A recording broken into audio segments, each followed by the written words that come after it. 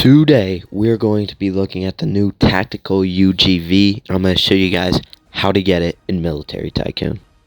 Alright, let's go look at the event for the tactical UGV. Now, the points here are a little off. It should be 5,000, 5,000, and 500. For the quest, it's just destroy AI carriers and planes, which gives you 5,000, defeat any boss, which is 5,000, and kill an enemy, which is 500. And these are honestly pretty easy. This event is a lot easier than last week's. This should only take about 45 minutes to grind for, realistically. I'm going to show you guys how I grinded for the tactical UGV.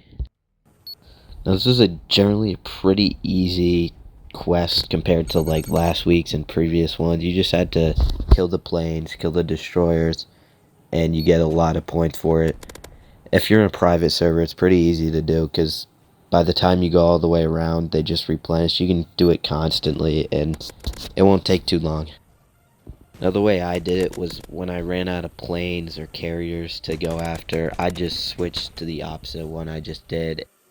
Again, didn't take too long. It was a pretty easy grind, and we're going to see if it's worth it when we review it. So as you guys can see, I just got the notification. I finished the quest, and now we're going to claim our rewards, which is tactical UGV, an anti-tank tool. We're going to claim it and then review it. And there we go. We just got it. We're going to check this out and see how good it is. This isn't an actual vehicle, so you're going to find this one in your loadout. It's going to be in tools, I believe. Yep, there it is. And let's try this thing out. Alright, so we're going to try spawning this thing in. Here's what it looks like. It's kind of like the drone or the bird UAV. Spawn it in. It does have a battery.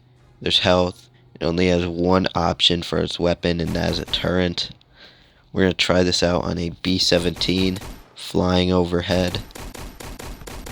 And that does pretty decent damage. So again, this is made to be an anti-tank, but it did pretty good against a plane.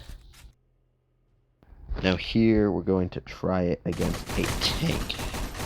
Now it is a very small thing to hit, so it's pretty hard for the tank to hit.